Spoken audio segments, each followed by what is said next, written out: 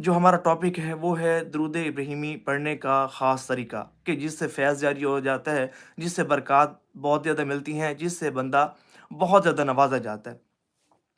دیکھیں، ایک بات یاد رکھیے گا کہ ہر وہ عبادت کہ جس کو کامل توجہ کے ساتھ کیا جائے، اخلاص کے ساتھ کیا جائے، خشوع و خضوع کے ساتھ کیا جائے، اہتمام کے ساتھ کیا جائے نا، وہ عبادت اللہ تعالیٰ کی بارگاہ میں قبول ہوتی ہے، مقبول ہوتی ہے، اتنا زیادہ ہی اس کا ثواب اور اجر ملتا ہے۔ یہی معاملہ درود پاک کا ہے کہ اس سے جتنی زیادہ آپ ٹائم دیں گے، جتنی زیادہ محبت کے ساتھ، ادب کے ساتھ، عقیدت کے ساتھ، تعظیم کے ساتھ، اور حضور نبی پاک علیہ الصلوۃ والسلام کے عشق میں، حضور کی محبت میں ڈوب کر، حضور نبی پاک علیہ الصلوۃ والسلام کے تصور کو ذہن میں رکھتے ہوئے، حضور نبی پاک علیہ الصلوۃ والسلام کی شان و عظمت، آپ کے احسانات کو ذہن میں رکھتے ہوئے جب آپ پڑھیں گے نا، تو انشاءاللہ آپ کو بہت زیادہ فیض ملے گا۔ درود پاک کا جو فیض حاصل کرنا چاہتا ہو، جو بہت زیادہ برکات حاصل کرنا چاہتا ہو، اس کے لیے ایک چیز، جہاں اور بہت ساری چیزیں ضروری ہیں، وہیں ایک خاص چیز وہ ہے نبی پاک علیہ الصلوۃ والسلام کا تصور، کہ درود پاک پڑھتے ہوئے کم از کم یہ بات ذہن میں ہونا کہ میں نبی پاک علیہ الصلوۃ والسلام پر درود پاک پڑھ رہا ہوں۔ اچھا، سنہری جالیوں کا تصور، مواجہ شریف جسے کہتے ہیں، مواجہ شریف کا تصور، سبز گنبد شریف کا تصور، ایک کیفیت بننا کہ گویا کہ میں مسجد نبوی شریف اعلیٰ صاحب الصلوۃ والسلام میں موجود ہوں اور درود پاک پڑھ رہا ہوں، اور میرے نبی پاک علیہ الصلوۃ والسلام مجھے دیکھ رہے ہیں۔ تو جب اس طرح کی کیفیت بنتی ہے، اس طرح کا تصور قائم ہوتا ہے نا، تو ادب خود بخود آ جاتا ہے، محبت خود بخود آ جاتی ہے، اور بندہ توجہ سے، خشوع و خضوع کے ساتھ اور ایسے درود پاک پڑھتا ہے کہ گویا کہ نبی پاک علیہ الصلوۃ والسلام کے سامنے ہی بیٹھا ہوا ہے۔ تو جو جنہوں نے اس طرح درود پاک پڑھا ان کو ملا کیا؟ پہلے تو اس حوالے سے بات کرتے ہیں، پھر طریقے کی طرف جاتے ہیں۔ اور یہ طریقہ بھی ایسا ہے کہ اس طریقے میں درود ابراہیمی میں 3 چیزیں میں نے ایسی خاص ایڈ کی ہیں نا، کہ انشاءاللہ یقین مانیں آپ کو ایک بہت بڑی نعمت اللہ نے چاہا آج ملنے والی ہے۔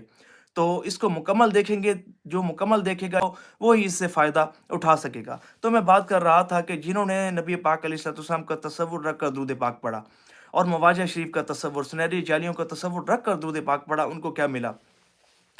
دیکھیں، ایک بزرگ گزرے ہیں، حضرت احمد کبیر رفاعی رحمۃ اللہ تعالی علیہ، کثرت سے درود پاک پڑھنے والے بزرگ ہیں، اور بہت زیادہ نبی پاک علیہ الصلوۃ والسلام نے ان کو نوازا ہے۔ ان کی عادت یہ تھی کہ جب بھی درود پاک پڑھا کرتے تھے نا، تو تصور یوں کرتے کہ گویا کہ میں مسجد نبوی شریف اعلیٰ صاحب الصلوۃ والسلام میں موجود ہوں۔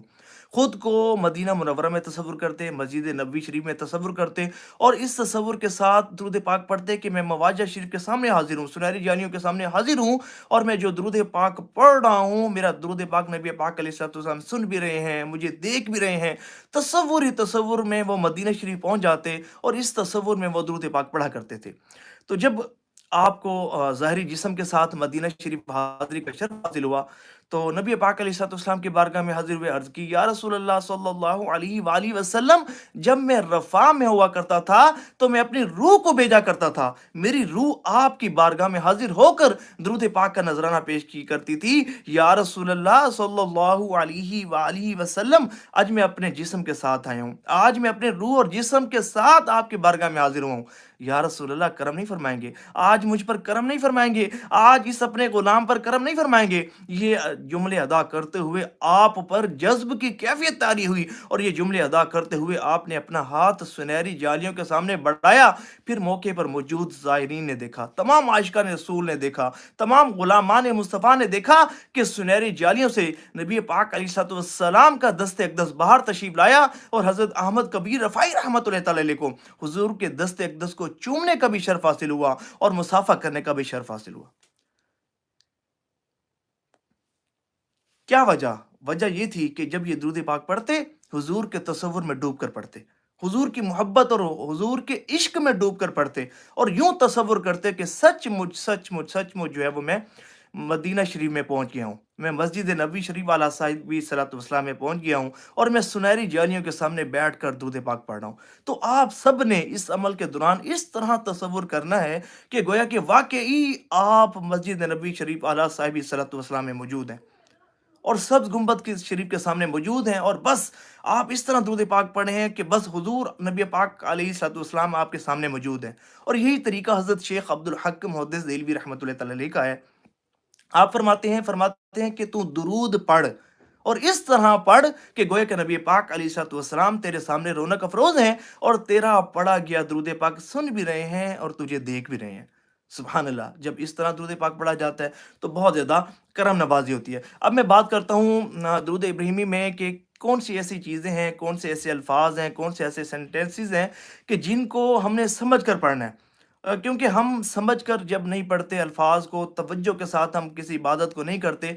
تو پھر اس طرح کی برکات ہمیں نہیں ملتی۔ تو یہ میں طریقہ بتا رہا ہوں، پھر اس کے بعد آخر میں وہ 3 چیزیں کہ جو درود ابراہیمی پڑھنے کے بعد آپ نے پڑھنی ہے، جن کا آپ کو بہت زیادہ انشاءاللہ فائدہ حاصل ہوگا۔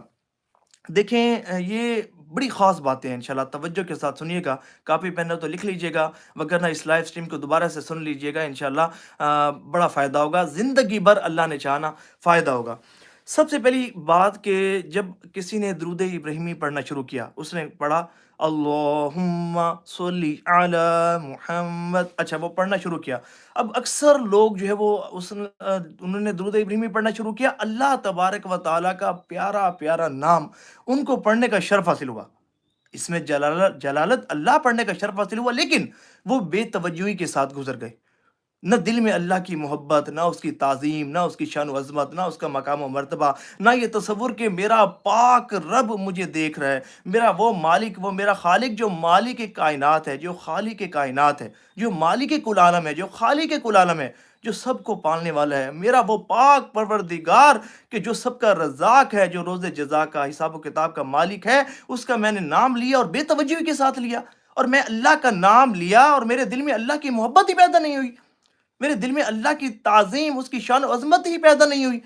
میری دل کی دنیا کیوں نہیں بدلی جب میں نے اللہ تعالیٰ کا نام لیا؟ ہونا تو یہ چاہیے تھا کہ میرا جو دل تھا، اللہ کا نام میں نے جیسے لیا تھا، درود ابراہیمی سٹارٹ کیا، میں نے کہا اللہ، میرے دل میں اللہ کی محبت پیدا ہو جانی چاہیے تھی، میرا دل اللہ کی محبت سے بھر جانا چاہیے تھا، اور میں خوشی سے مجھے پھول جانا چاہیے تھا کہ میں نے اپنے پاک پروردگار کا نام لینے کا مجھے شرف حاصل ہوا ہے، مجھے اللہ کا ذکر کرنے کی توفیق ملی ہے، اس رب کا کہ جو میرا رب ہے، جو مجھے پالنے والا ہے، جو میری عزت کا مالک ہے۔ تو میں یہ کہہ رہا تھا کہ جب آپ نے اللہ کا نام لیا نا، تو آپ کا دل تھا وہ اللہ کی محبت سے بھر جانا چاہیے تھا، اور اللہ کی محبت، اس کی تعظیم دل میں پیدا ہونی چاہیے تھی۔ اچھا چلیں اب آگے بڑھتے ہیں، آپ نے پڑھا اللہم صلی علی محمد صلی اللہ علیہ وآلہ وسلم۔ اب آپ کو نبی پاک علیہ الصلوۃ والسلام کا نام نامی اسم گرامی پڑھنے کا شرف حاصل ہوا، وہ نبی پاک علیہ الصلوۃ والسلام کے جو اللہ کے حبیب ہیں،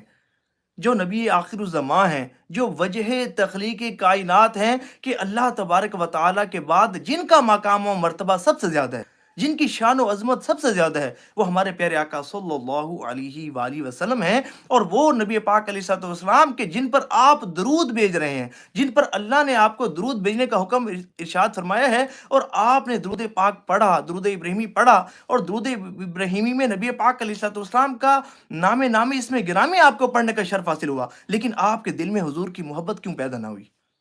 آپ کے دل میں حضور کا عشق کیوں پیدا نہ ہوا؟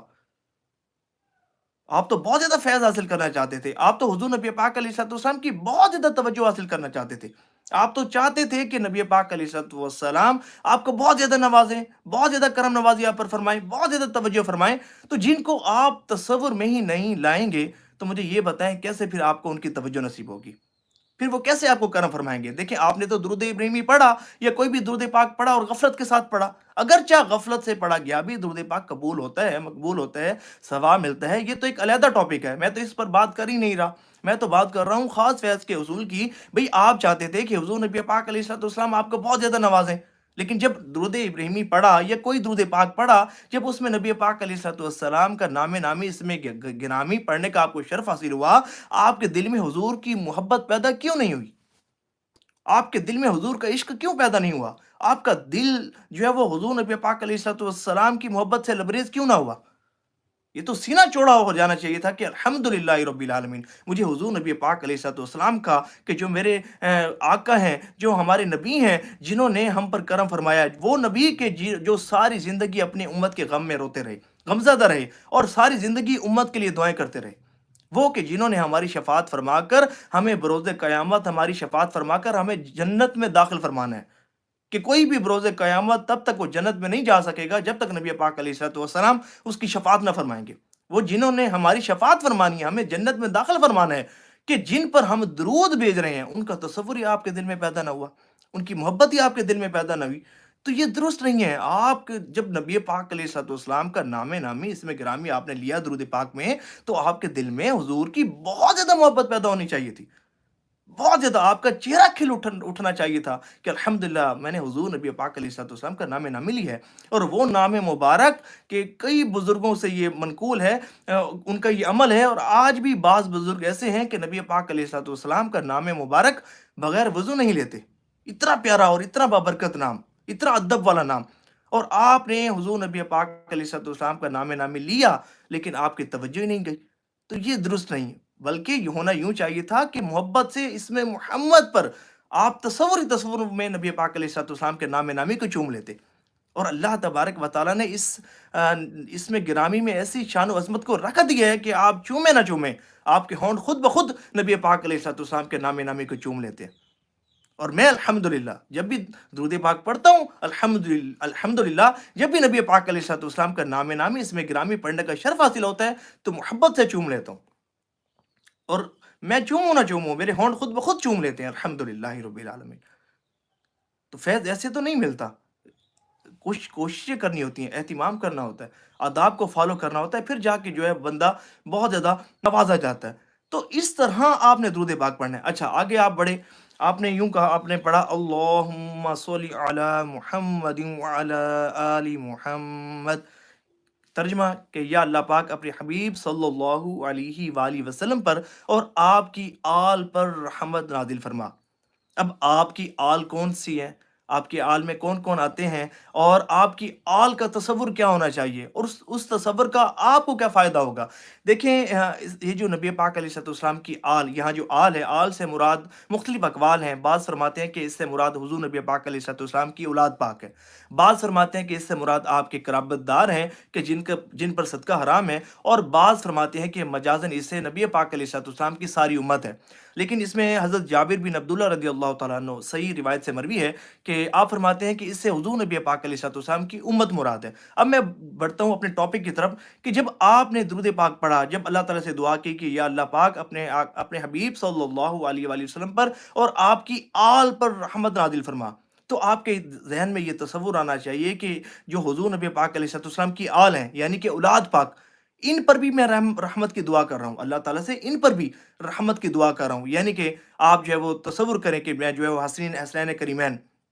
بی بی فاطمہ الزہرا رضی اللہ تعالیٰ عنہ، حضور نبی پاک علیہ الصلوۃ والسلام کی اولاد پاک، ساری اولاد پاک، اچھا اس کے بعد پنجتن پاک، اہل بیت اطہار، اور اس کے بعد جو ہے وہ آپ یوں بھی اس میں ان کو شامل کر سکتے ہیں ازواج مطہرات، اور پھر اس کے بعد نبی پاک علیہ الصلوۃ والسلام کے پیارے اصحاب، تمام صحابہ کرام، تابعین، تبع تابعین، حضور نبی پاک علیہ الصلوۃ والسلام کی امت کے اولیاء کرام، اور پھر تمام نبی پاک علیہ الصلوۃ والسلام کی امت کا تصور یہ کر سکتے ہیں کہ یا اللہ پاک سب پر اپنی خاص رحمتوں کا نزول فرما۔ اچھا پھر اس میں جب جتنا زیادہ ہستیوں کو آپ تصور کریں گے نا، اتنی زیادہ ہستیوں پر اللہ کی رحمت، یعنی کہ آپ دعا کر رہے ہیں نا اللہ کی رحمت تو برسے گی، لیکن ان ہستیوں کی توجہ آپ کو نصیب ہونا شروع ہو جائے گی۔ بالفرض کسی نے تصور کیا کہ یا اللہ پاک حضرت امام حسین رضی اللہ تعالیٰ عنہ پر بھی اپنی رحمت کا نزول فرما، تابع کر کے نا سرکار علیہ السلام، یعنی کہ ہم نے کہا یا اللہ پاک حضور صلی اللہ علیہ وآلہ وسلم پر اور آپ کی آل پر رحمت نازل فرما۔ اب سب اس میں یعنی کہ تصور آپ نے کیا، یہ بنانا پڑے گا، تھوڑا سا ٹائم لگے گا، بن جاتا ہے یہ تصور۔ اچھا پھر آپ نے سب کا، اچھا پھر آپ اس میں ایک اور